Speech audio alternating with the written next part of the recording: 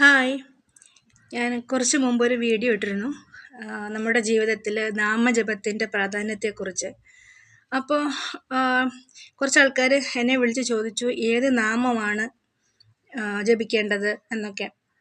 അങ്ങനെ പ്രത്യേകിച്ച് ഇന്ന നാമം അങ്ങനെയൊന്നുമില്ല.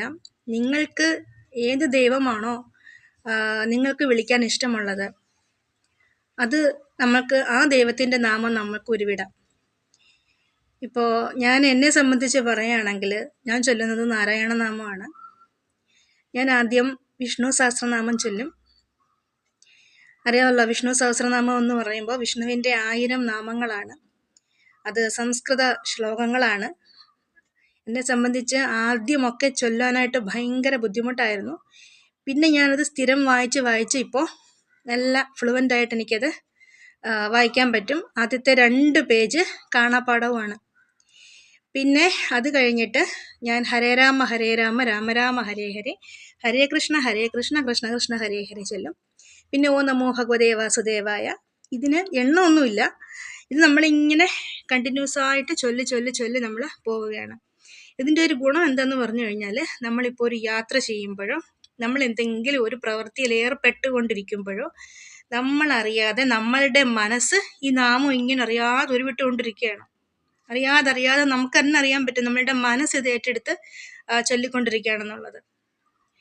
അപ്പോൾ നമുക്ക് ഓരോ 30 ദിവസം കൂടുമ്പോഴും നമ്മുടെ ജീവിതത്തിൽ വരുന്ന മാറ്റം എന്ന് പറയുന്നത് ഞാൻ അനുഭവിച്ചറിഞ്ഞിട്ടുള്ള ഒരു വ്യക്തിയാണ്. അപ്പോൾ അതുകൊണ്ട് നിങ്ങൾ മുസ്ലിംസ് ആണെങ്കിൽ നിങ്ങൾ 5 നേരം അവർക്ക് നിസ്കരിക്കാം.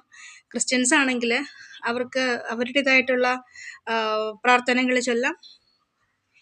അപ്പോൾ നമ്മൾ ഹിന്ദുക്കൾ നമ്മുടെ ഹൈന്ദവ ആചാരം അനുസരിച്ച് ഇപ്പം കൃഷ്ണനെയോ ശിവനെയോ ഇപ്പോൾ ഓ നമ ശിവായ ജപിക്കുകയാണെങ്കിൽ നിങ്ങൾ അങ്ങനെ ചൊല്ലിക്കോളൂ. പക്ഷേ നിങ്ങൾ ഏത് ദൈവത്തിനെ ഏതൊരു നാമം നമ്മൾ ചൊല്ലുകയാണെങ്കിലും ആ ഈശ്വരൻ്റെ രൂപം നമ്മളുടെ മനസ്സിൽ കാണണം. അശ്രദ്ധയോടെ ചെല്ലാൻ പാടില്ല.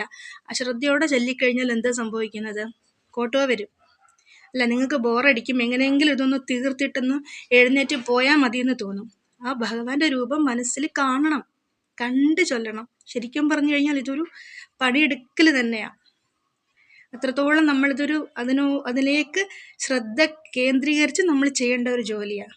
പക്ഷെ ഇതിങ്ങനെ നമ്മൾ ശ്രദ്ധ കേന്ദ്രീകരിച്ച് ചെയ്ത് കഴിയുമ്പോൾ നമുക്ക് പിന്നീട് ചെയ്യാണ്ടിരിക്കാൻ പറ്റില്ല. മനസ്സിലാകുന്നുണ്ടോ?